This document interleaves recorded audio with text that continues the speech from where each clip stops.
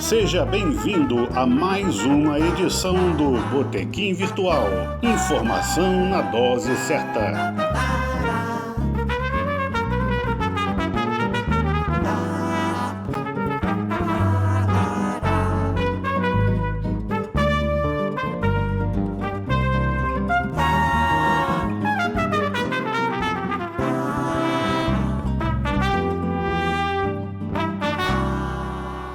Boa tarde, amigos do Botequim Virtual.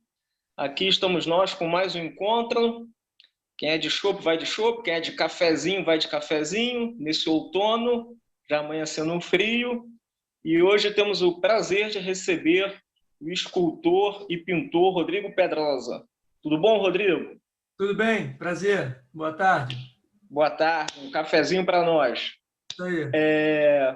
Nossos entrevistados vão chegando aos poucos aqui, vão se ajeitando no botequim, e a gente vai batendo aquele papo bem descontraído para nossos ouvintes aí terem bastante conteúdo sobre a arte na sociedade, a arte como profissão.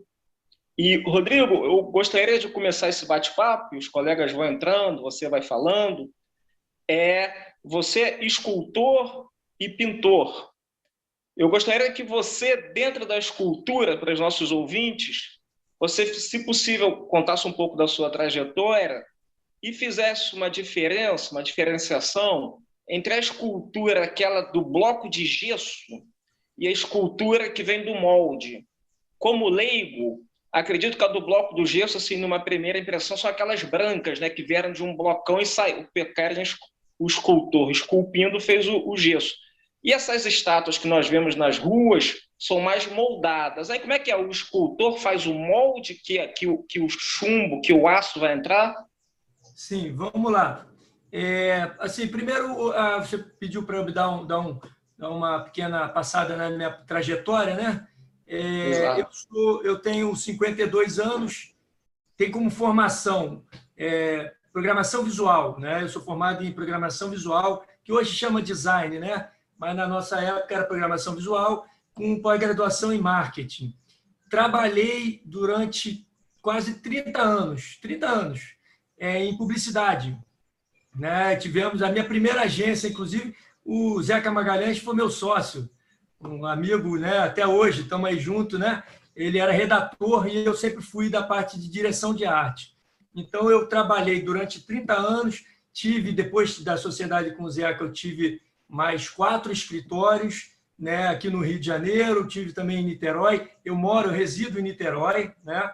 Então, eu fiz essa rotina de trabalhar com publicidade durante 30 anos, indo para o Rio, sempre tive escritório próprio, só lá no início da minha carreira que eu trabalhei na Arteplan, né, do Roberto Medina, durante um período curto, depois trabalhei, o pessoal da velha guarda conhece, a Company Ciclone, que era uma empresa, né, de roupa bem famosa da época. Roberto Valério.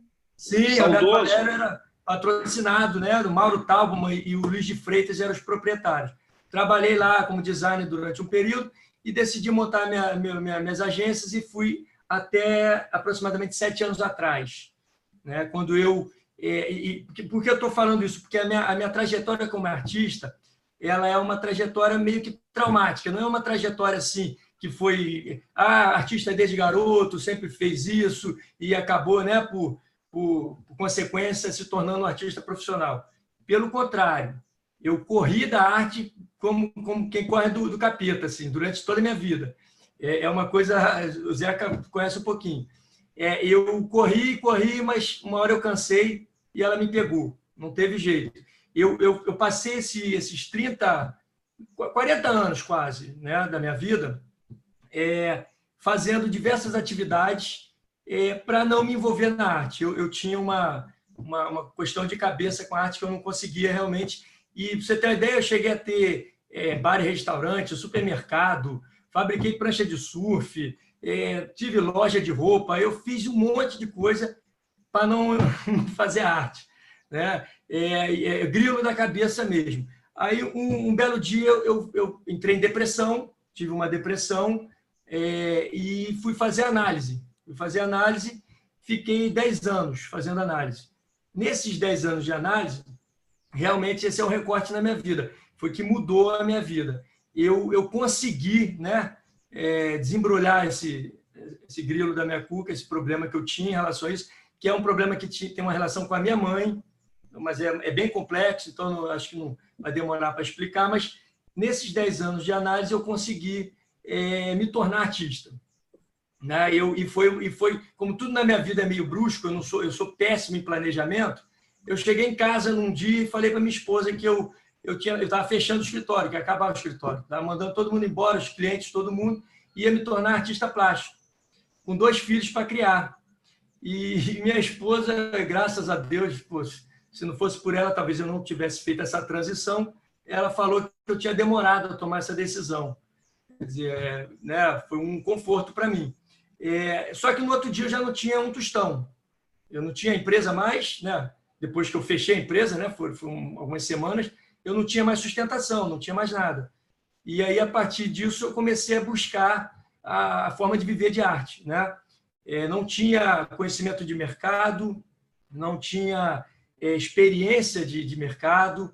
Eu faço escultura há 30 anos, mas era como hobby, né? Era uma coisa assim, até meio de soluço. Fazia uma escultura hoje, daqui a um ano eu fazia outra. Era muito espaçado, assim, por conta desses meus grilos aí. Quando eu cheguei e tomei essa decisão e tive que realmente ir à luta, eu busquei uma alternativa de renda que foi dar aula.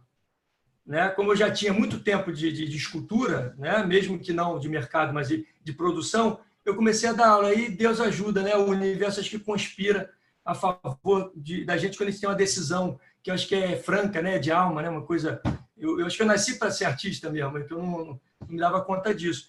E começou a vir muito aluno, então isso começou a me dar uma sustentação. Então, a partir disso, eu já tinha um pouquinho mais de tranquilidade para buscar essa aproximação do mercado, né? Exposições, me inserir no contexto de arte, etc. Essa é mais ou menos a minha história, assim, né? Bem resumidinha. Com relação à escultura, eu sou um artista expressionista. Eu comecei com escultura, né? Sempre fui escultor durante esses 30 anos, e a pintura é algo novo, que veio a partir de um desafio que eu tive que superar, que eu posso falar para vocês logo em seguida. Com relação à escultura, eu trabalho com argila. Né? Você tem hoje a argila natural, que é o barro, né? Que todo mundo conhece. Quem nunca brincou com argila na escola, né? Acho que é bem natural. E tem hoje a argila química, que chama plastilina, né? Ou, tecnicamente, é oil clay, né? Que é massa oleosa, né? Uma massa plástica sintética, que você tem a vantagem dela não secar. Ela não tem a secagem que a argila tem. Ela dura a vida inteira com aquela mesma consistência. Então, hoje, para obra de encomenda, né? Você falou em monumento, Rodrigo, para obra de encomenda, eu estou trabalhando mais com a massa plástica, com a massa sintética. Por quê? Porque o cliente ele tem o tempo dele. Então, quando você trabalha com argila, a argila tem o tempo dela. E isso é conflitante. É uma loucura você fazer uma obra de 2 metros em argila e no momento que você está fazendo, ela já está secando, né? Ela já vai desidratando. E o cliente, não posso ir hoje aprovar, só amanhã. Muda agora isso aqui, muda isso ali. E a argila está lá desidratando, e você tem que cuidar dela como um filho, porque senão você perde a obra, né? Então, o meu trabalho ele é em argila, quer seja a sintética, quer seja natural. Eu faço a escultura, eu modelo a obra, né? E a partir disso, essas obras que você falou, você referiu que estão aí na praça em bronze, né? Por exemplo, a partir da obra matriz, que é a obra que eu modelei, que é da onde você extrai o molde, a fundição vai até meu ateliê, né? Se for uma obra grande que não pode mover, ela vai até o ateliê e ela faz um molde, faz uma forma. Normalmente essa forma é em silicone, com contramolde, que seria uma capa, uma casca em gesso, né? Essa é a forma tradicional, que você pode usar para fazer obra em bronze ou em resina, por exemplo, né? Então, essas obras de praça, em bronze, são feitas dessa forma. A gente modela a obra em argila, plástica, sintética ou natural, a fundição tira o molde, leva para a fundição, e aí entra o processo de fundição, que a gente chama de cera perdida. O processo cera perdida, que é um processo de 5.000 anos. até hoje, né, se usa o mesmo processo, que é belíssimo. Um dia, se vocês quiserem, e vale a pena ir na fundição visitar, porque é um processo, é lindo de ver, realmente, todas as etapas. E daí você tira a peça em bronze, que aí já é uma cópia, né? Ela é uma cópia do original.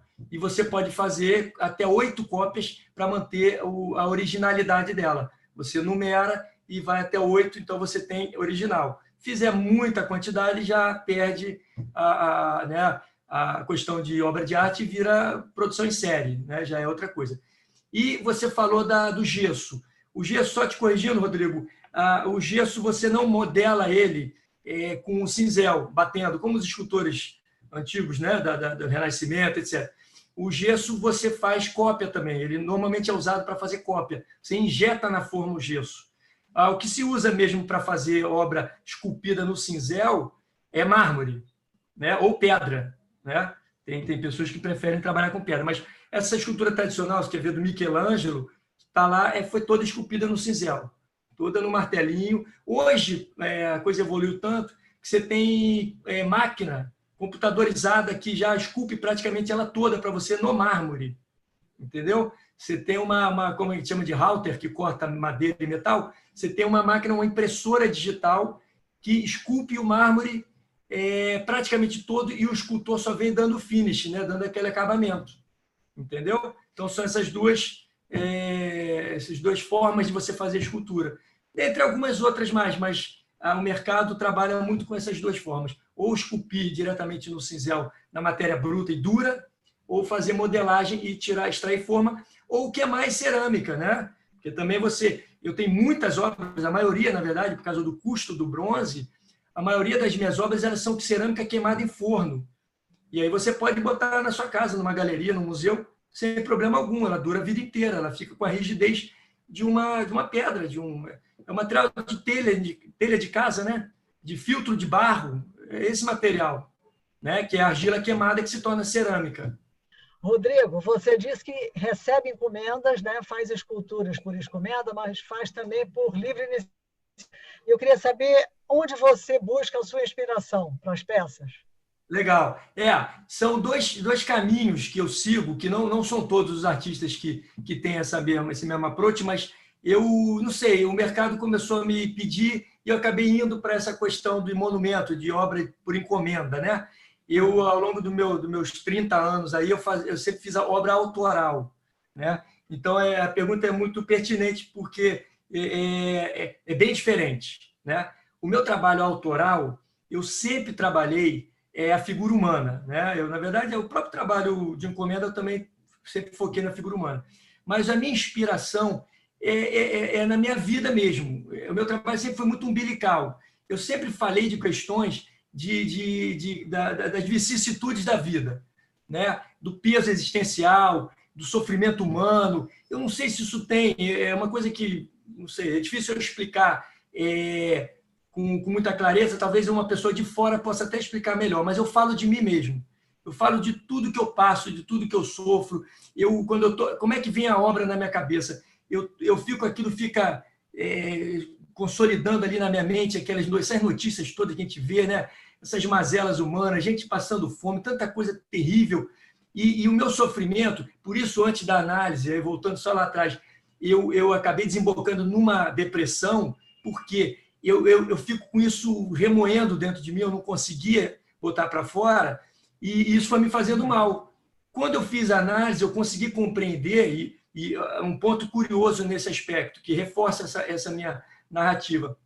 O meu analista, que hoje virou um grande amigo, é um dos meus melhores amigos, ele sacou, ele entendeu durante o processo da minha análise que a arte era a minha cura, né? Eu até brinco que a arte é a minha tarja preta. Em vez de ir na farmácia, eu vou à argila. Isso parece assim, né? É curioso, mas é uma coisa que é muito verdadeira para mim.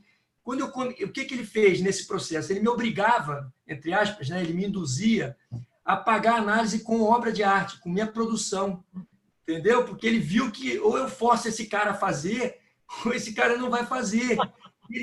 Eu falava, não, Eduardo, é Carlos Eduardo Leal o nome dele. Eu falei, Eduardo, eu prefiro pagar em dinheiro, Pô, quem é o cara que prefere pagar em dinheiro e não em permuta, né? A permuta é muito mais fácil, né? Imagina, eu não tinha nem dinheiro para pagar, eu preferia pagar em dinheiro. E ele me forçava, não, em dinheiro vamos encerrar a nossa terapia, vai ser e eu comecei a botar para fora toda essa minha amargura, esse meu sentimento, né? Esse peso de existir, pô, a vida não é fácil, né? Eu comecei a botar na escultura. Se você vê minha escultura, quem puder ter a oportunidade de ver, ela é exatamente isso que eu estou falando. Ela é sempre pessoas sofridas, sempre pessoas retesadas, sabe? Agachadas, em posições muito sofridas. E eu não consigo fazer outra coisa. Eu já tive vários amigos e meus irmãos. Por que você só faz isso? Só faz gente sofrida? Só faz... Cara, eu já tentei fazer sorrindo. No meio do processo, ela começa a sofrer. Não se explica essas coisas, entendeu? Porque eu faço de muita paixão. Eu não faço escultura para o mercado, eu não faço para vender, eu não faço para isso. Eu faço para sobreviver mentalmente, ter sanidade mental. Então, a minha obra é assim. Tem gente que devolve minha obra porque não consegue conviver com ela. Já aconteceu comigo isso. Né? De colecionador pedir para levar de volta porque a esposa não conseguia ficar com a obra na sala. Né? Se você for pensar mercadologicamente, isso pode ser um problema para quem pensa em vender. Né? Mas eu penso... Você tem uma ideia, a obra que eu fiz agora, que fez um sucesso bem grande, estava na exposição nos Correios, ela se chama Abismo. Ela é simplesmente, varia o número, né? Eu fiz a última, foram 50 figuras na beira do abismo. Elas estão prestes a cair e elas ficam numa rampa, como um suicida olhando para o abismo. E ao longo da exposição elas vão se jogando aleatoriamente, ao ponto de sobrar 10, sobrar 5. Entendeu? Isso faz parte da obra. O Correio lá, eu oriento a instituição para não recolher as obras, que elas ficam mortas no chão. Então, é mais ou menos esse tom da minha obra, né? A minha obra autoral. Já encomenda, não. Encomenda, o que pedir, a gente tem que fazer, né?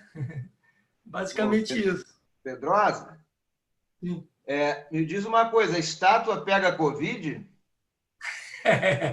Estátua não, mas o escultor pegou. Eu peguei Covid há 2 semanas atrás. Não, eu estou brincando, é porque a pergunta que eu queria te fazer é sobre os artistas em geral estão sendo muito afetados pela pandemia, né? E me parece que o seu caso é um pouco diferente, né? Mas eu também queria te perguntar como que a gente te encontra para encomendas, para visitar a sua obra e te dar os parabéns aí essa sua trajetória e também para o seu analista, né? Muito bonita essa história. Sim, esse meu analista eu falo em todas as vezes que eu vou. Não é por propaganda dele, não, sabe? É porque ele salvou minha vida, de fato. Se eu fosse naquela rota que eu estava indo de fuga da arte e desse conflito pesado que eu tinha em relação a isso, eu não sei se eu estaria aqui com o mínimo de sanidade, né? Porque também não dá para dizer que está tão bom, né? Mas eu não sei se eu estaria aqui podendo falar sobre isso, né? Eu fui, para você ter uma ideia, eu fui num programa um tempo atrás mas sem censura, né? Da Leda Nagli, na época, né? E um programa muito legal que ela fazia, aquele especial chamado Lado B, que ela fazia uma vez por ano, e que era um programa para as pessoas que iam, os convidados, falavam sobre a experiência de abandonar uma carreira consolidada para seguir um sonho. Pô, e eu encontrei várias pessoas que fizeram a mesma loucura que eu fiz, né? E eu contei essa história, porque, cara, eu acho que isso serve de exemplo para muita gente. Não que seja mérito meu ou qualquer coisa assim, mas tem muita gente hoje pensando em mudar a vida, mudar a carreira, né? Em ter uma experiência diferente na vida, ainda mais nessa coisa de pandemia, né? Está todo mundo muito pensativo, né? É porque o que mais tem hoje é tempo para pensar, né? Então, eu acho que serve de exemplo, porque o que eu posso dizer, cara, assim, é prático, não é experiência teórica, eu não é autoajuda. Eu digo o seguinte: quando eu decidi tomar minha vida, a rédea da minha vida, daquilo que eu nasci para ser mesmo, daquilo que eu acredito que Deus me deu como dom, e Ele dá um para cada um, né? A minha vida fluiu de uma maneira que é de arrepiar mesmo, cara, porque eu saí de um cara que tinha abandonado uma carreira de 30 anos para entrar numa carreira sem saber para onde eu ia, e em muito pouco tempo eu consegui continuar sustentando minha família, entendeu? Eu continuo tendo uma vida quase tão, assim, muito parecida com o que eu tinha antes em matéria de conforto material, né? Então, o que eu posso dizer para as pessoas é: acreditar nisso, acreditar que pode e ir atrás, porque o universo vem conspirando, ele quase que te empurra, é impressionante. Eu sinto isso, o universo parece que ele empurra você. Tanto que essa questão que você falou do monumento, cara, isso aí é uma coisa que pode não ser uma satisfação de você fazer uma obra autoral, que é uma satisfação, acho que é maior, mas ela te dá um retorno financeiro muito grande, muito bom, né? E isso veio para mim também assim, Deus mandou. Eu não fui atrás disso, né? Um belo dia chegou para mim isso. Rodrigo, ó, você vai fazer o Zumbi dos Palmares em Niterói, que para mim foi até maravilhoso, porque eu tenho muita ligação com essa coisa de questão social. Eu trabalho, eu sou voluntário de ONG, né, que cuida de crianças, eu dou aula de graça de escultura, eu tenho muita ligação social. Eu tenho um projeto que eu estou iniciando aqui numa comunidade em frente à minha casa, e aí a minha primeira obra autoral que vem é o Zumbi dos Palmares, né, um cara que para mim tem uma história, né, fui estudar sobre ele, é impressionante. Então, tudo isso faz parte desse contexto de universo vir junto e te ajudar. Você perguntou como é que me acha. Cara, eu tenho um Instagram, né, que é Rodrigo Pedrosa Arte, com E no final, né? Rodrigo Pedrosa Arte, o Pedrosa com S. Tudo que eu faço está lá. Então, quem quiser ver meu trabalho, para ver se gosta, se quiser, né, interagir comigo, pô, eu fico muito feliz, né, de receber as pessoas lá no Instagram e poder bater um papo. Tá bom? Essa é basicamente onde me acha mesmo. Tá bom? Rodrigo? Sim. E como é que você foi descoberto assim para começar as exposições fora do Brasil, enfim, fora do Rio, desse eixo de Rio de Niterói aqui? Como é que aconteceu essa transição? Sim. Zeca, no momento que eu resolvi, né, me tornar artista de ofício, né, viver disso, etc., eu comecei a ir atrás do mercado, comecei a vasculhar, né? Eu sempre fui bastante ativo, sempre fiz o meu caminho, né? Não ficava dependendo das pessoas. E aí eu fui... Cara, a arte é assim meio que... Você tem a categoria de base, sabe? Você, como um jogador que quer ser profissional, você começa a fazer umas coletivas aqui e acolá, você tem agentes que pegam um grupo de artistas e levam para fazer uma exposição lá fora, ou aqui no Brasil mesmo. Você tem que ir galgando, né, os seus degraus, o seu espaço. E eu comecei a fazer algumas coletivas, aí você começa a conhecer pessoas, outros artistas, né, curadores, galeristas. E aí eu fui, uma primeira exposição minha, assim, eu fui para o Carrossel do Louvre, que é ali né, é uma área ali do Louvre embaixo, né, que é uma exposição super legal e interessante. Eu fui para lá, foi minha primeira experiência internacional. Aí depois me expus em Nova York, expus em Viena, fiz uma individual em Caravaggio, que, para mim também foi incrível, porque é a terra de um grande mestre, né? Inclusive no ambiente que ele frequentava lá, fui na casa dele lá, que ele nasceu, etc. Então eu comecei assim, fazendo coletivas. Aí você, cara, você vê como é que acontece. Eu fiz uma peregrinação pelo Rio de Janeiro, porque o artista tem um gargalo que é muito difícil para você transpor. Você tem muito pouco espaço para expor, né? Se vocês que são pessoas que estão atentas aí à vida no Rio de Janeiro, se você andar no Rio de Janeiro, só fecha a galeria, não abre galeria. Cada vez fecha mais galeria, é muito triste. Você vai no Cassino Atlântico em Copacabana, que tinham trocentas galerias, e cada dia fecha mais uma. Então, você imagina para os artistas que precisam expor seu trabalho e não tem ambiente para expor, né? É muito complicado. E tem muito artista bom. Um belo dia, eu fiz um tour pelas galerias do Rio. Eu falei, botei debaixo do braço o meu portfólio e fui peregrinando em todas as galerias e só recebia não. É compreensível até, porque cada galeria já tem o seu número de artistas, né, representados, etc. E um dia, quando eu já estava fechando o meu escritório, o meu ex-sócio, foi fazer uma impressão de alguma coisa, ou buscar alguma coisa, um serviço, numa galeria em Copacabana, e ele falou para o galerista que tinha um sócio que era artista, queria viver de arte, etc. Ele falou, me mostra o trabalho dele aí. Aí ele pegou na internet lá, né, agora tem essa facilidade, e o cara falou, manda ele vir aqui amanhã, eu quero conversar com ele. E aí foi minha primeira galeria, cara. Eu cheguei lá, depois de tomar 30, 40 nãos, um cara que eu nem visitei, eu não sei porque eu não tinha visitado esse cara, ele me chamou e começou a me representar. Então eu comecei a trabalhar com essa galeria que chama Danielian, uma galeria que hoje está na Gávea, muito grande, bonita pra caramba. Depois eu vim a ser representado em Minas, aí hoje eu tenho uma representação em Nova York, na U-East Gallery, eu tenho representação em São Paulo, na Andrea Heder, e essas galerias, essas pessoas que vendem o meu trabalho, né? Minha arte está lá e eles fazem a parte comercial. E, obviamente, eu recebo também, eu vendo muita obra pelo ateliê. Pessoas que me conhecem me ligam e eu faço, né, que a gente chama de venda de ateliê, que fica mais barato para quem está comprando, porque você não tem a comissão da galeria, né, natural. Então, eu comecei, Zé, só para finalizar, galgando o meu espaço, né, bem devagarzinho, passo a passo mesmo. E hoje, eu, graças a Deus, tenho aí pelo menos umas 5 galerias me representando, e aí as coisas vão fluindo. Aí eu vou também, fiz exposição na França Brasil, né, que é a instituição do Estado, no Correios aqui do Rio de Janeiro, Correios de Niterói. A gente vai buscando, né, faz projeto, manda projeto, busca conhecimento também. Você conhece a pessoa te convida. Então, é basicamente isso, cara. Aí o mercado fica mais acessível e eu produzo e vendo. Se você perguntar hoje, por exemplo, hoje eu não tenho uma escultura para vender em acervo. Graças a Deus, o que eu fiz foi tudo vendido. Eu estou muito ocupado agora fazendo um monumento, não sei se o Zeca passou para vocês, já estou fazendo outro presente que eu ganhei, né, que é o Brizola, né? Eu estou fazendo o Brizola, 100 anos do Brizola, grande Brizola, um mestre, um ídolo, assim, para mim é um dos mais políticos que já passaram pelo Brasil, e aí vem para mim de presente, pô.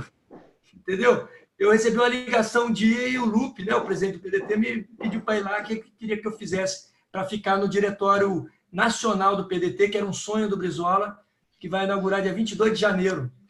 Então, eu estou ocupado a beça, estou trabalhando para caramba. Rodrigo, nós aqui temos um intervalinho, daqui a pouco ele vai automaticamente cortar, mas ainda temos de 2 a 5 minutos. Então, acho que o Hélio gostaria de te perguntar, aí quando cair, a gente volta automaticamente e eu vou te fazer uma outra pergunta, tá legal? Tá. Vai lá, Hélio. Abre o microfone, por favor, Hélio. Coisa de velho, coisa de velho. Rodrigo, prazer, sou Hélio Silveira, aposentado do BNDES, rapidinho. E eu fiquei muito assim, empolgado quando você fala que você também dá curso, principalmente na área social, não é isso? E eu e o Rogério e mais um colega, nós temos uma ideia que o emprego acabou. Quando você me fala que até a estátua de mármore já é meia feita no computador, você demonstra isso. Então, a gente, nos projetos da gente, maluquices da gente também, utopias que tem que ser construída, a gente fala na renda universal, no empregador de última instância, dado pelo governo, e a gente incluiu agora mais uma, Escola Universal Integral, mais ou menos baseado em CIEP. E outra coisa, essa escola é muito diferenciada. Ela faz o seguinte, tanto o aluno como o professor ganham. É como uma escola militar. Eu estou pegando esses bons exemplos do que o militar faz. Então, vamos fazer escola militar. Você vai dar aula, ou você vai receber aula, e você vai receber um faturamento, uma receita. Entendeu? E aí, o que eu digo é o seguinte, eu fiquei impressionado que até a estátua de mármore ela já está atingida pela automação, né? E demonstra que esse nosso emprego, e eu sou um trabalhista, é um animal em extinção. O que você acha disso? Eu concordo plenamente, cara, e sou muito assim, temeroso com relação a esse futuro, né? A tecnologia, a informática, né? A inteligência artificial, tanta coisa que está vindo e que vai suprimindo os empregos. Eu fico sem saber exatamente como é que nós vamos dar conta, né? Dessa multidão de pessoas que precisam trabalhar, pô. Como é que vai ser isso aí na frente? Eu hoje, curiosamente, eu sei, todo dia eu ouço um podcast, né? Espírita, porque eu sou kardecista, e todo dia eu ouço e, cara, o que você falou estava no podcast que eu vi hoje. Nós avançamos demais tecnologicamente né, materialmente, como inteligência, pesquisa e etc, etc. Mas esquecemos de avançar, né, para e passo aí moralmente, né? Então, a gente está com um gap moral absurdo e as pessoas não se preocupam com o próximo. É um negócio absurdo. Essa ideia sua de uma aula que tem uma remuneração para o aluno, ela é interessantíssima, porque ela vai trazer uma motivação para o aluno que ele já não tem mais também. Né? Você vê um jovem hoje, né, ele fica, poxa, o que eu vou fazer na escola? Eu vejo meu pai desempregado, minha mãe desempregada, meu pai tem formação superior e não consegue emprego. Eu tenho amigos que têm MBA e estão há 4 anos sem emprego. Então, assim, é muito preocupante, né? É muito preocupante isso. Eu acho que a gente... Assim, eu sou otimista, eu sou muito otimista. Eu acho que, inclusive, essa pandemia é um freio de arrumação que Deus mandou para a humanidade. Porque, né, a gente estava indo para o abismo assim, em alta velocidade, né? Então, eu acho que depois da pandemia, essa questão social vai ser relevante para muita gente, né? Acho que vai ser pauta do dia para muita gente que nunca pensou nisso. E eu espero que essas suas ideias sejam implantadas em breve, porque assim, é utopia, a gente, né, tem que viver um pouco de utopia também, porque senão a gente pira. Se ficar dentro dessa loucura que nós estamos vivendo hoje, sem ter um mínimo de olhar, né, otimista e lá na frente, a gente surta. Então, eu acho que o caminho é esse, a gente trazer, primeiro, renda universal, tem que ter, não é possível o cara andar de Ferrari e o cara aqui do lado está morrendo de fome, pô. Eu ontem, curiosamente, eu faço marmita, eu, minha esposa aqui, meus filhos, e a gente distribui aqui no nosso bairro. Cara, sem sacanagem, é de chorar. É de chorar. Você vê você chega no centro aqui da cidade e avançam. É tanta gente que termina as quentinhas e você vê uma pessoa sem ter o que comer. É de cortar o coração. Mas não é todo mundo que tem essa sensibilidade. Oi, Rodrigo. É só para terminar a pergunta. Eu estou dizendo que não é uma utopia louca, porque na prática já foi demonstrado no mundo que você pode gerar dinheiro por conta de uma pandemia. Por que não por uma situação normal? Entende? Então, entre os nossos 3 projetos. Primeiro, o trabalho acabou, está acabando. O segundo é o empregador de última instância. O Estado tem condição de fazer isso. E o terceiro é a escola integral. E essa escola integral, você vai entrar nela, no nosso projeto, em qualquer idade. Você pode ser professor ou aluno em qualquer idade. Se você sabe fazer bolo, você vai ensinar a fazer bolo. Se o Rodrigo quiser ensinar arte, ele vai ensinar arte. É mais ou menos isso. Outra coisa, isso tecnicamente, como economista, eu te garanto, é possível.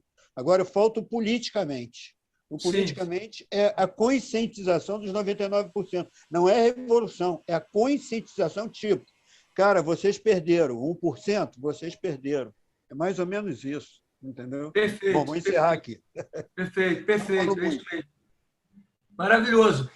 Quando eu falo utopia, é baseado no que nós temos hoje, né? Nessa falta dessa visão, né? Mas é totalmente factível. Rodrigo, todo sonho saiu de um sonho. Toda utopia foi construída, e tem muita utopia aí real, né? A sua está aí materializada nos museus e nas exposições. Perfeito, concordo plenamente. Eu torço, e se puder ajudar nisso, eu estou à disposição. Se eu puder dar uma contribuição, né? Estou aqui à disposição.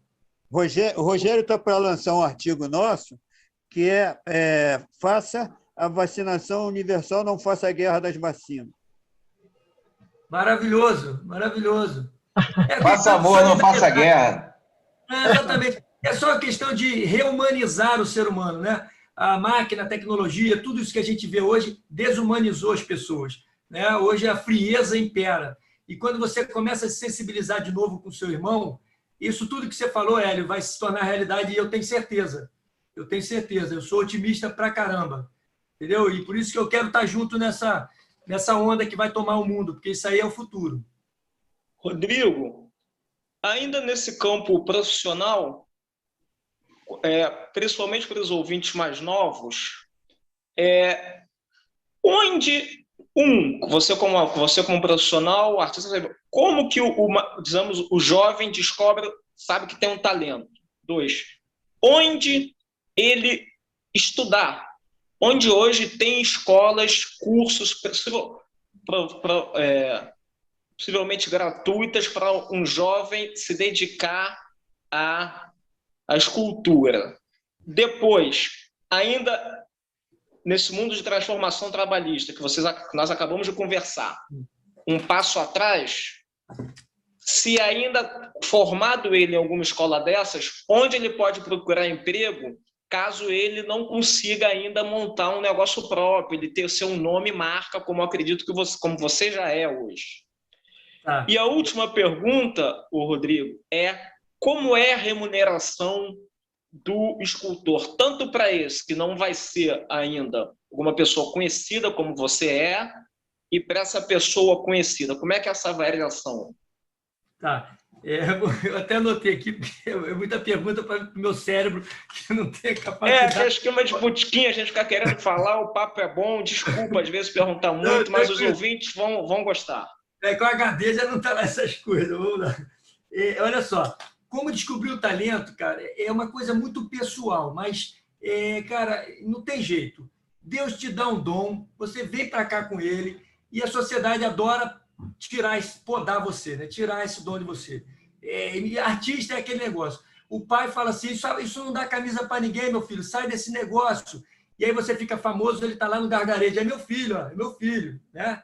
Então a arte tem essa coisa perversa de você, não são todas as famílias que te dão apoio, né? Então, assim, eu, graças a Deus, aí que entra a sacanagem comigo, né? Eu tive todo o apoio do meu pai, por exemplo, da minha mãe. O que eu quisesse ser na vida, meu pai falava, vai, meu filho, vai em frente. Então, não foi o meu caso. O meu caso era um grilo interno, uma coisa minha, né? Então, eu acho assim, um garoto que gosta, que nasceu com o dom da arte, as evidências já estão ali, sabe? É aquele menino que já é meio lunático na infância, é aquele menino que gosta de desenhar, que gosta de pintar e não sabe por quê, que está sempre envolvido com alguma coisa nesse contexto e se quer se dar conta. Mas as nuances estão aí, entendeu? Uns a coisa é mais, né, clara, mais, né, evidente, outros é um pouquinho mais sutil. Mas eu acho que o sentimento da arte ele tá na pessoa, né?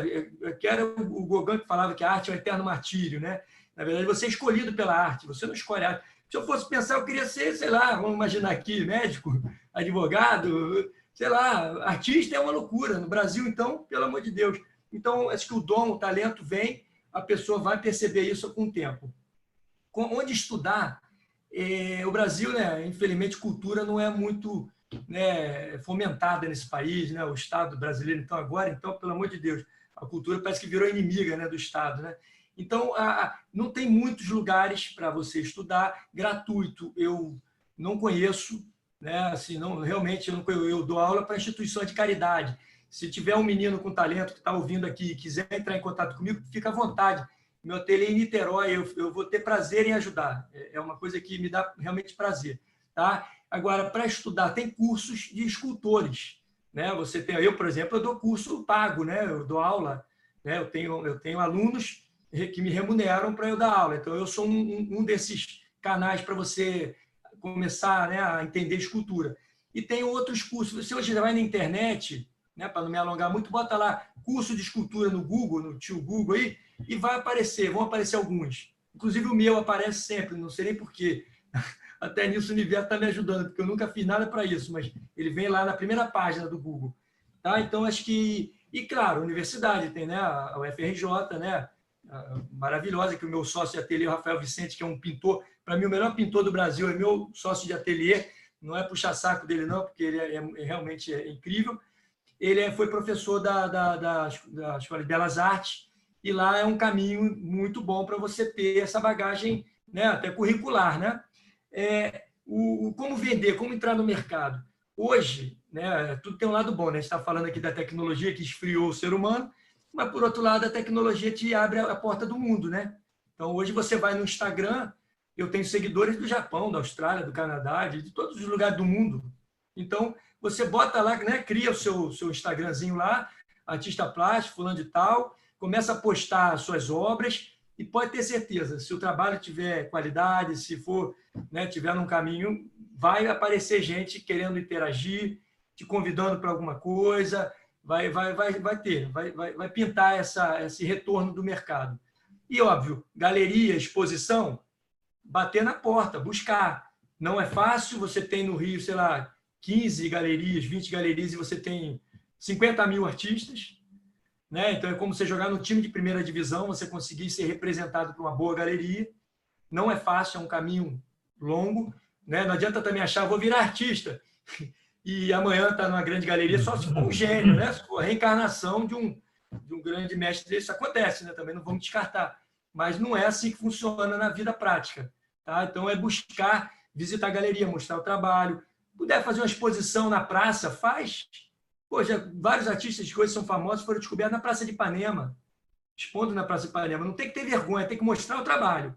Porque trabalho de artista dentro de casa não funciona, né? Então, é mostrar o trabalho, que seja na calçada, na praia, que seja no clube do bairro, tem que expor o trabalho, você tem que se expor. Inclusive, perder a vergonha de se expor, né? Porque é outro degrau aí que você tem que conseguir, que é complicado.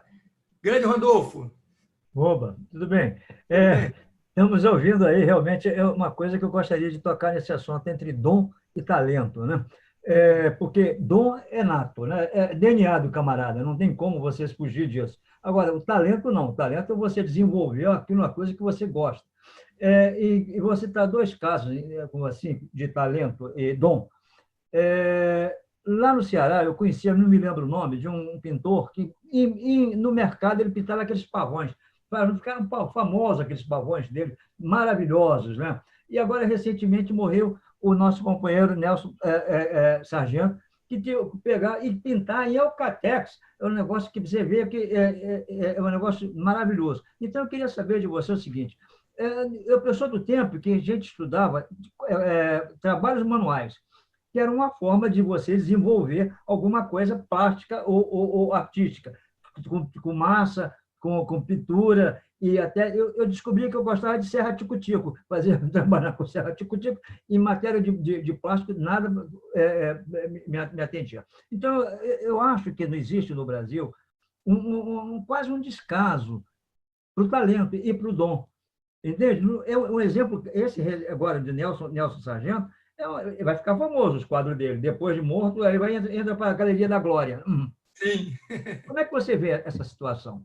Isso que você falou é muito pertinente, é importante pra caramba. O dom, você, assim, como eu acredito em reencarnação, por exemplo, você vê uma criança de 6 anos tocando piano igual o Mozart, né? Isso é dom, né? Ele não tem tempo de prática para poder, né, chegar naquele nível de qualidade. Isso, para mim, é uma reencarnação de um grande mestre e já está ali revelando ali com 6 aninhos de idade. Já o talento, você tem que lapidar, você tem que trabalhar, burilar, suar a camisa. Né? Eu não nasci fazendo escultura, não tive essa sorte aí de ser uma reencarnação de um cara desse. Mas eu trabalho muito. Eu entro no meu ateliê de manhã e só saio 10 da noite, todos os dias. De segunda, só domingo eu não trabalho. Às vezes, né? Para ficar com meus filhos. Eu entro segunda e fico até sábado, de 8, 9 da manhã a 10 da noite. Trabalhando, sem parar. Então, isso me traz um apuro técnico que só o trabalho te dá. Né? Não adianta fantasiar, achar que vai ficar, né? Vai virar um Messi jogando bola fim de semana. O cara trabalha, tem que trabalhar. Então, o dom é isso. E o que você falou, esse país, ele massacra os talentos. Ele não maltrata, ele massacra. A gente é carne moída. Eu estou fazendo agora, isso foi uma iniciativa minha, que eu acho que é importante eu passar, porque isso tem que servir também como parâmetro para outras pessoas poderem fazer. Eu tive uma ideia, eu tenho uma vizinha aqui, chama Aida dos Santos. Não sei se vocês já ouviram falar nessa senhora. Né? A única mulher aí nas Olimpíadas de 1964 em Tóquio, né? E ficou em 4º lugar. Ela é uma das pessoas que estavam sendo moídas pelo esse país, mas ela superou tudo isso. Mas ela é um ponto, né, fora da curva. Né? Atleta do Botafogo. Exatamente. Ela foi sem técnico, sem médico, sem sequer sapato para pular, para fazer o salto dela. E ela ficou em 4º lugar, foi para a final. Né? Eu fiz uma vaquinha virtual, eu consegui arrecadar um valor, e eu fiz um monumento à Aida dos Santos, que, Rogério, você falou em Botafogo, ela vai ser inaugurada em General Severiano. Está quase pronto, o monumento à Aida dos Santos, Quer dizer, né? Essa é a minha sensibilidade social, que acho que é meio que natural minha, me leva um pouco para esses lados. Assim. Eu não conseguia ver uma pessoa com talento, com a garra e com exemplo para o mundo inteiro. Ela não é exemplo para o Brasil, é exemplo para o mundo inteiro. E não é exemplo na área esportiva, é exemplo na área da vida. Né? Ela estava esquecida aqui em Niterói. Ela tem 84 anos, cheia de saúde, esquecida.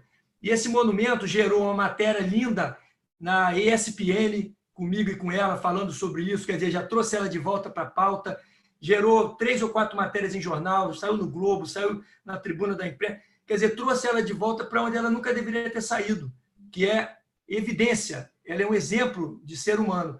E isso que você falou é isso, o Brasil, os esportistas nossos, conseguem, apesar de tudo, brilhar, porque depender do Estado brasileiro, meu amigo, ninguém aqui ganha nada, porque é só talento mesmo.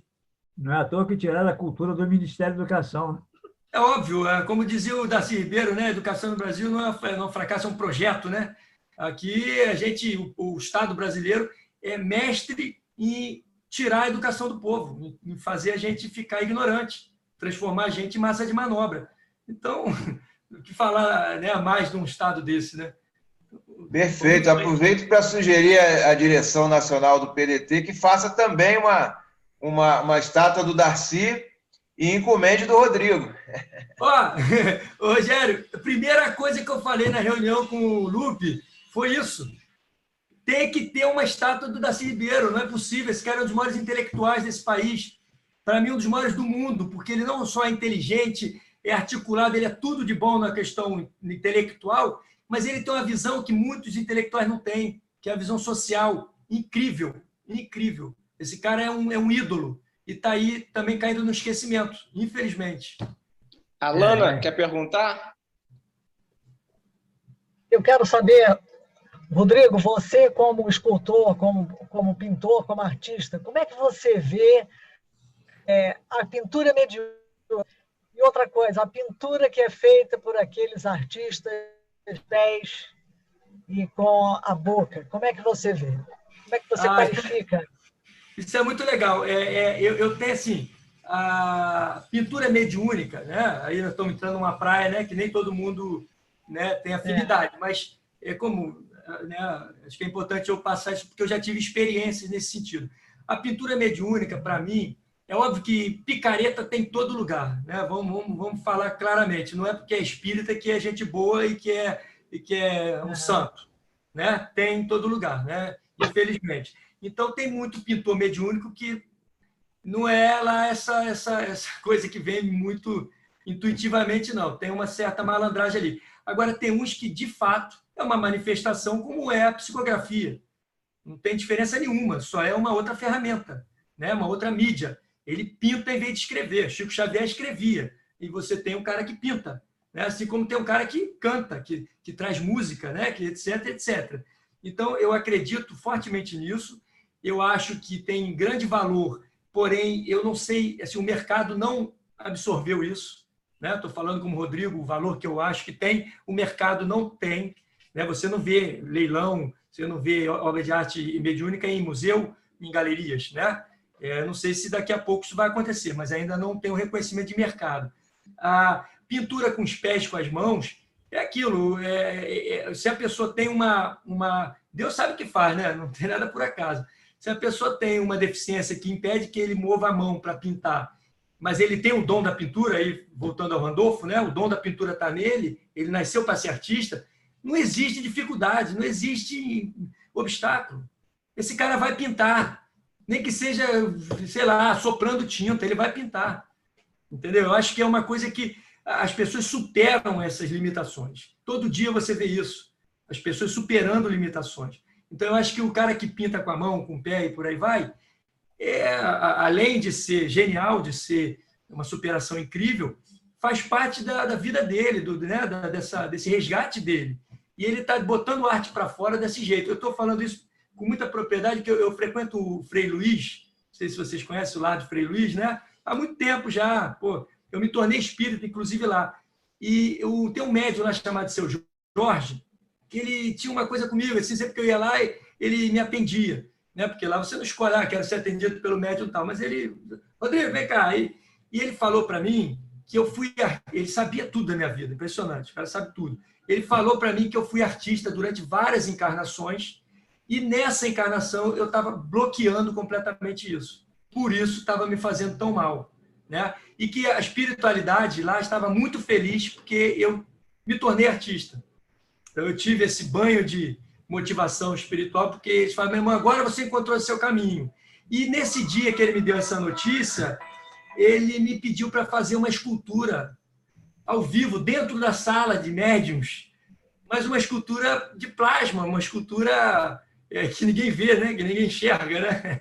E eu modelei uma escultura com as mãos no ar. E ele falou, os espíritos que estão aqui, que te acompanham, estão muito felizes, eles estão radiantes com o que você está fazendo, você está dando de presente uma escultura para eles. Ele até falou, vou ousar dizer aqui, mas ele falou que eu fui companheiro do Marco Polo numa encarnação. Olha que loucura, eu saí de lá até tonto, mas ele falou, você teve uma coisa, uma parceria, você vivenciou Marco Polo na encarnação que ele estava, obviamente, né? Então, assim, eu de fato encontrei aquilo que Deus me deu como missão de vida. Eu não tenho mais dúvida disso. É por aí. Diga, Hélio. Rogério, vai perguntar? Bem, vai, continua, Alana. Oi, Alana. Eu acho que é o Hélio. Não, é a Alana. É a Alana. Alana? Ah, desculpa. Não, mas eu falei, pergunta agora. Ah, é? Não tem mais ninguém que possa perguntar? Pode. Eu sou obediente, eu sigo a ordem aqui. Então, vamos voltar. Rodrigo, o seguinte, Pedrosa, você, com essa sensibilidade que você tem e as aulas que você dá, você acha, como eu acho, que o Brasil é o rei da arte e da criatividade ou é um pouco de nacionalismo meu? Entendeu? Você que frequentou o mundo aí das artes, em todos os lugares, Louvre, Nova York. Eu quero saber o seguinte, é bestice em achar que o brasileiro é muito criativo ou é normal, isso é normal de toda a humanidade? Sim. Vamos lá, Hélio, pergunta maravilhosa. Só para, assim, eu não posso perder essa oportunidade. Eu queria só falar aqui o site do Remanso Fraterno, que é a instituição que eu atendo, né, que eu trabalho, que é remansofraterno.org.br. 32 anos de instituição, 250 crianças atendidas com escola integral. É maravilhoso. O dia que vocês puderem acabar a pandemia aí e tal, a gente, né, quiser visitar, vocês vão se emocionar com o Remanso Fraterno. Hélio, eu concordo contigo e digo mais. Eu acho que o brasileiro, não só é criativo, é musical, é expansivo, é caloroso, é tudo de bom. Nós somos o povo do futuro, cara. Nós somos... Darcy Ribeiro já falava isso, não sou eu que estou falando. Nós somos o povo do futuro, nós somos a pátria como é que chama? Que fala? Pátria do Evangelho. Pátria do Evangelho. Eu digo o seguinte, o brasileiro, talvez até, porque a dificuldade forja a gente, né? A gente, né, o sofrimento lapida o ser humano mesmo, né? Então, eu acho que o sofrimento do brasileiro dessa vida difícil, dura que a gente tem, que é incrível, né? Vocês sabem muito bem, fazem com que a gente seja o povo mais criativo do mundo. Não existe. Se você der para um gringo aí, pega um suíço aí, e der as condições que o brasileiro tem para ele desenvolver alguma coisa, ele arrega, ele pede pinico, ele não consegue andar. Não estou menosprezando eles, não, mas eles não têm a prática da sobrevivência permanente, entendeu? De você superar um obstáculo, matar 10 leões por dia. O europeu não tem essa prática. Então, o brasileiro ele se supera todo dia e desenvolve coisas espetaculares. E não é só em arte, no esporte. Pô. A gente distribui talento esportivo a dar com pau, você não sabe nem onde botar. Mas eu pego onda, eu sou surfista há 30 anos. E só para ter uma ideia que é um universo que talvez vocês não tenham um envolvimento, né? E pouca gente tem. Hoje, o circuito mundial de surf são 11 brasileiros no universo de 30, 11 brasileiros, liderando os 2 últimos campeões, bicampeão e campeão são brasileiros. Agora, a etapa australiana foram 4 etapas na Austrália, que sempre mandou no surf mundial, nós ganhamos as 4 etapas. E aí você pega esses meninos que estão ganhando, moravam em comunidade. Eles moravam na comunidade, eram filhos de pescador. O outro morava em favela em Santos. Como é que pode um garoto desse virar campeão mundial de um esporte de elite? Um esporte difícil pra caramba, que requer financiamento, sem zero de ajuda do Estado. Zero. E estamos lá dando baile, fazendo maravilhas. Então, o brasileiro é o povo incrível, brilhante. Colegas, já que o Rodrigo falou em surf, eu vou dar uma rabeada aqui, uma rabiada no próximo, eu também sou surfista, e vou entrar nessa onda. Vamos lá, vou remar sem prioridade. E falando do surf, que tem muito a ver plasticamente também, que é uma dança, que é uma conjunção de matérias, o humano com a natureza, com a água, tudo movendo. De uns tempos para cá, eu sou meio crítico ao esporte, tanto ao surf quanto ao futebol, por causa da mercantilização e individualismo. O surf tem uma coisa um pouquinho de solitária, nós com a onda. E eu queria te perguntar, Rodrigo, saindo aí do surf, voltando para o estúdio, você falou que trabalha até sábado, às 10 da noite. Como é que é a solidão de um escultor? É uma profissão que tem menos colega do lado para trocar, né? Perfeito, Rodrigo. Saudações aí do surf para você. É isso aí, aloha, né? Rodrigo, é o seguinte, cara, eu falo muito. Vocês já repararam, eu falo, né? Eu gosto de falar, gosto de conversar, sou amigo de todo mundo, sou expansivo, eu sou essa figura mesmo, né, que vocês estão vendo aí. E cara, olha que coisa incrível, os únicos momentos que eu consigo ficar calmo, tranquilo, quieto, sem estar derrubando as coisas da mesa, sem estar quebrando tudo, que eu sou estabanado pra caramba, é quando eu estou trabalhando no meu ateliê. Eu fico 12 horas, 14 horas em silêncio, só trabalhando, sem falar com ninguém. Isso, vamos dizer, é quase a semana inteira, porque o meu sócio de ateliê tem uma dinâmica muito diferente de trabalho. Ele é um cara que ele é pintor, né? Ele pinta 4, 5, 6 telas de uma vez só, uma pancada só, ele tem um processo incrível, e depois ele some e fica 1 semana, 2 semanas sem ir no ateliê. Então eu trabalho sozinho, eu fico 12 horas quieto, em silêncio, trabalhando. Boto uma musiquinha, boto uma distraçãozinha de vez em quando, ou às vezes um podcast para ouvir, para me absorver alguma cultura, mas é solidão mesmo, e preciso disso, porque senão eu não consigo produzir, eu não consigo trabalhar com ninguém olhando para mim, para começar, entendeu? Eu tenho uma dificuldade muito grande com isso, de ficar me filmando, ficar me olhando, eu fico disperso, eu preciso estar quieto em silêncio. Randolfo. E uma troca profissional, uma opinião ali sobre o trabalho, como está indo? Sim, importantíssimo. Mas aí não é toda hora, né? É pontual. Por exemplo, hoje eu recebi a visita de uma ceramista gigante aqui no Niterói, chamada Keiko Mayama. Ela é mestre, japonesa, pelo nome, vocês já perceberam. Ela é mestre em cerâmica, ela vai passar uma tarde comigo no ateliê para a gente poder discutir, ver assuntos. Eu estou começando a me inserir na questão de porcelana também, né? Estou começando a pesquisar porcelana, estou fazendo trabalhos em porcelana. Tem que ter essa troca, tem que ter. Com pintor, com escultor, com artistas em outras vertentes, porque isso ajuda a gente a criar também massa crítica, desenvolver o nosso trabalho. Então, volta e meia, a gente tem a pandemia prejudicou um pouquinho, né? Infelizmente, né? Mas é importante.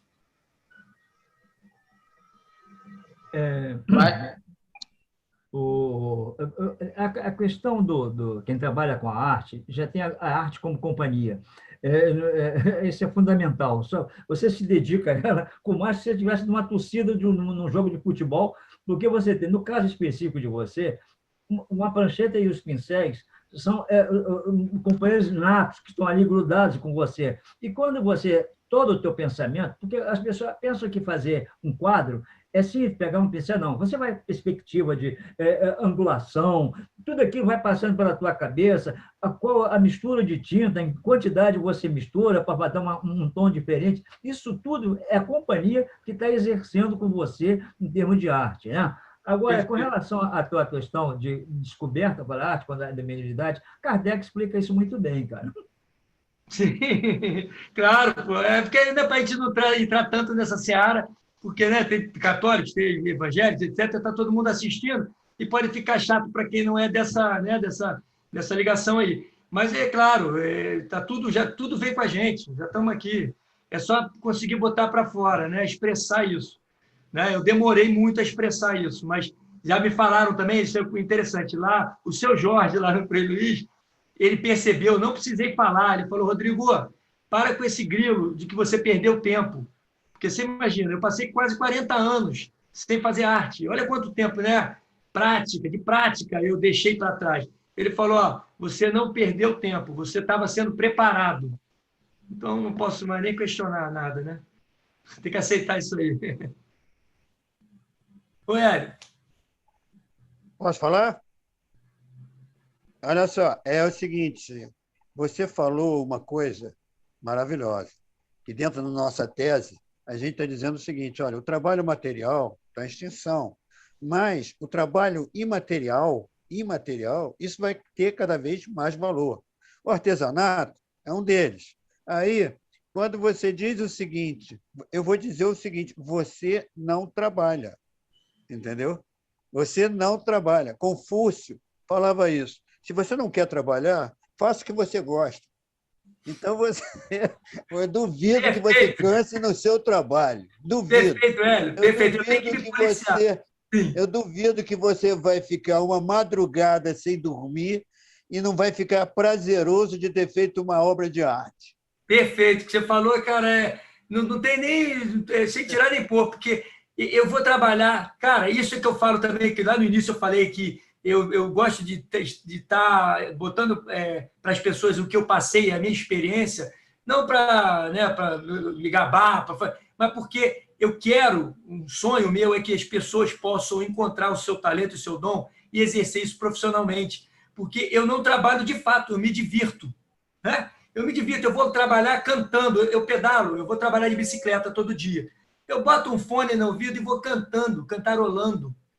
A melhor coisa do mundo para mim é o meu trabalho, é ir para o meu ateliê. E eu me policio, porque eu tenho 2 filhos e uma esposa, né, cara? Então eu tenho que me policiar, porque senão eu fico lá a vida toda. Eu tenho que viver meus filhos, minha esposa, dar atenção para a família, né? Porque realmente, para mim, aquilo ali é puro prazer.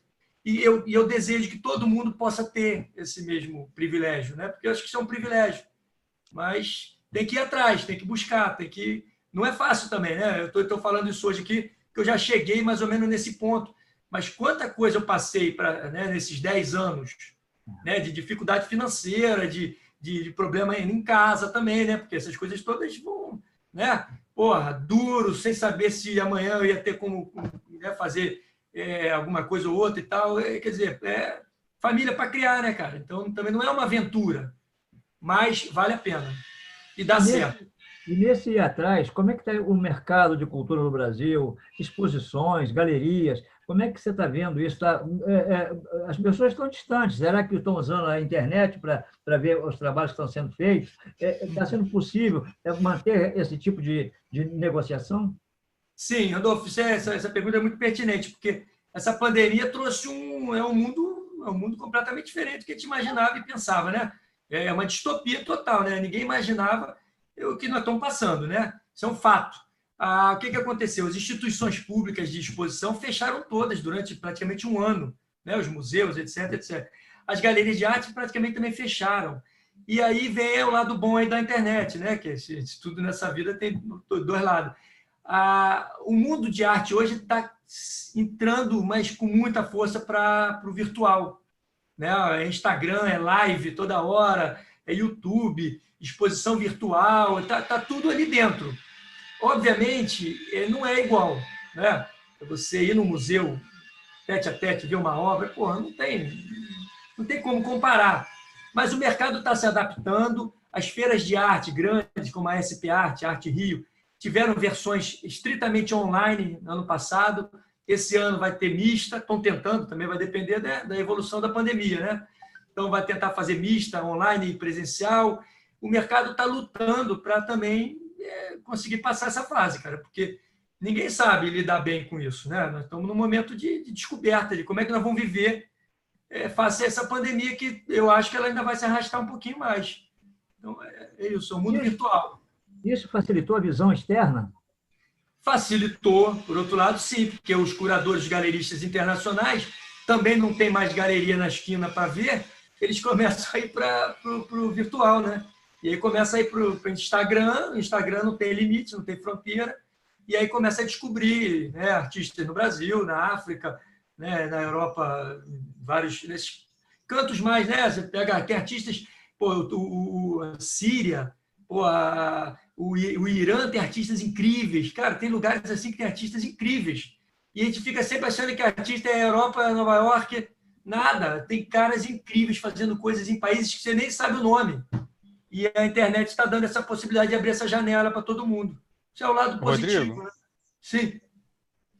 você já tomou conhecimento dessa certificação de obras de arte, né, através de tecnologia como blockchain, esse tipo de coisa? NFT. Rapaz, eu estou assustado com isso. Assim. Eu não sou muito afeito à tecnologia. Né? Eu sou ainda da época do papel e caneta, né? da máquina de escrever, e eu meio que parei lá na questão de gostar mesmo. Né? Eu não sou muito afeito à internet. Então, estou me assustando muito com esse negócio de NFT, cara. Essas coisas, tem esses nomes que você falou, eu nem conheço alguns. Eu tenho um amigo aqui que é escultor, uma fera, um garoto novo, mas desses que já nasce pronto, chama Rodrigo Graça, nosso xará aqui, Rodrigo.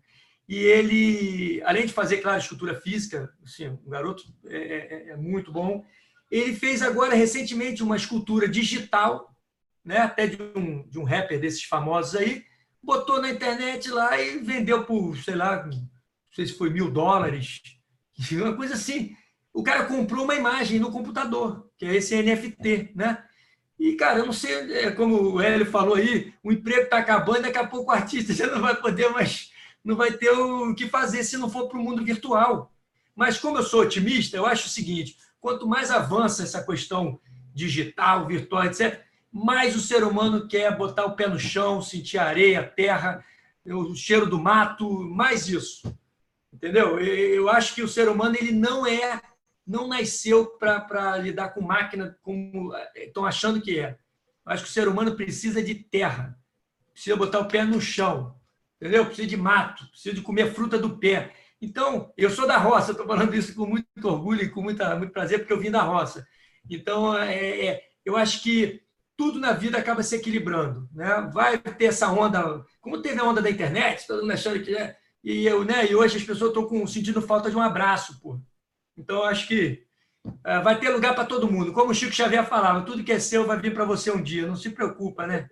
Está tranquilo, está tranquilo. Rogério, quer perguntar? Vai, Alana. Rodrigo, você falou da solidão, que você gosta de trabalhar sozinho. Sim. Mas você dá de escultura para meninos e tudo. Há possibilidade de você ainda receber um assistente, digamos, aí no teu ateliê? Ah, claro, eu não tenho assim, não sou um solitário convicto que não gosta de conviver com as pessoas. Pelo contrário, eu vivo na rua assim, ó, todo mundo me conhece, eu conheço todo mundo, eu adoro gente, mas como no ateliê, né, não posso ter tumulto, né, porque vai te tirar atenção, como qualquer pessoa num escritório não vai conseguir trabalhar com um monte de gente do lado falando, né, isso é normal, né, claro, porque artista é estrela, tem essa mania, não, né, o Hélio aí que era do BNDES, imaginou o Hélio na mesa, no escritório tentando trabalhar e a galera toda em volta falando, né. Agora, auxiliar, assistente, eu até estou precisando, entendeu? Porque eu estou com um volume de trabalho e inclusive, eu tenho um menino que eu acho que também, assim, eu sempre procuro fazer dessa forma. Tem um rapaz, que eu não vou falar o nome, obviamente, para proteger, mas ele é um rapaz que mora em frente à comunidade onde eu tenho ateliê, que tem 3 passagens né, de prisão, ex-detento, e está tentando retomar a vida e ser uma pessoa, né, seguir um caminho aí reto. E eu estou treinando ele para ser meu assistente, porque eu preciso dar uma oportunidade para esse rapaz. É um menino talentoso, um menino que tem iniciativa, que quer... E ele não pode voltar para a vida que ele tinha antes. Porra. É obrigação nossa impedir isso, né? Então, ele é um cara que eu já estou trazendo para fazer assistência para mim, já me ajuda bastante. Se tiver outra pessoa e quiser também ser estagiário, me ajudar nas aulas, etc., É só me ligar. Eu não dei o telefone, mas tem um Instagram lá, se quiser. Tá? Rodrigo, sim. Estamos chegando aqui na saideira do Botequim, então a saideira é sua, se quiser dar o telefone e últimas palavras aí para nosso encontro. Legal, beleza. O meu telefone é 21 99696 6596, tá? O meu ateliê é em Niterói, né? Eu tinha ateliê na fábrica Bering aqui no Rio, mas com a pandemia eu resolvi ficar mais perto de casa e estou com ateliê em Niterói, né? Eu tive ateliê há bastante tempo. Então, eu estou com ateliê em Niterói, numa casa super legal, e quem quiser me ligar, quem quiser visitar, quem quiser, né, de repente, fazer uma assistência, fazer um estágio comigo lá, vai ser muito legal. Queria agradecer imensamente a vocês todos pela oportunidade, foi um papo maravilhoso, né? Não conhecia, né, o canal de vocês, agora eu sou seguidor, vou espalhar para todo mundo. O Zeca me apresentou, me falou sobre esse projeto, que é muito legal. E é isso, agradecer bastante e dizer para quem quiser ser artista, é pedreira, como tudo na vida tem que ser construído passo a passo, mas vale a pena, tem que correr atrás do sonho, senão não tem por que viver. Esta foi mais uma edição do Botequim Virtual. Informação na dose certa. Até a próxima.